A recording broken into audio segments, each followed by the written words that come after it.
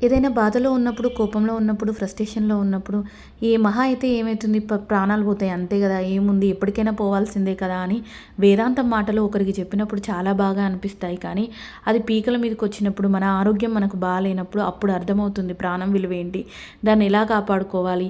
అరే! ఒకప్పుడు ఇట్లా చేయలేకపోయామే అని జెప్పేసి చాలా అంటే చాలా బాధ అనిపిస్తుంది. ఒక ఆరోగ్యము బాగలేనప్పుడు, ఆ ఆరోగ్యం ఎందుకు బాలేదు? దానికి గల కారణాలేంటి అని తెలుసుకోవడానికి కొద్దిగా టైం పడుతుంది. కారణాలు తెలిసాక దాన్ని రికవర్ చేసుకోవడానికి ఇంకొంచెం టైం పడుతుంది. రికవర్ చేసుకునే పద్ధతులలో చాలా పద్ధతులొచ్చాయి గదా! ఇంగ్లీష్ మెడిసిన్స్ అని, ఆయుర్వేద మెడిసిన్ అని, హోమియో మెడిసిన్ అని ఇలా చాలా పద్ధతులొచ్చాయి. ఏ పద్ధతిలో ఏది బావుంటుంది? ఏది మనకు సెట్ అయితుంది? దేనివల్ల మనం క్యూర్ అయితున్నామో తెలుసుకోవడానికి ఇంకాస్త టైం పడుతుంది.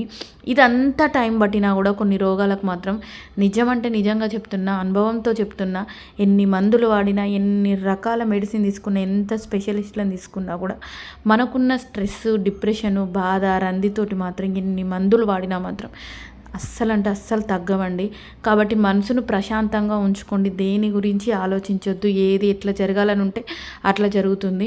మనం ఎప్పుడైనా సరే మన మనసు ప్రశాంతంగా ఉండి ఏం చేయాలో మన మనసు ప్రశాంతంగా ఉంచుకోవడానికి ఏం చేయాలో అది చేస్తే ఏ రకమైన రోగాలనైనా అధిగమించవచ్చును.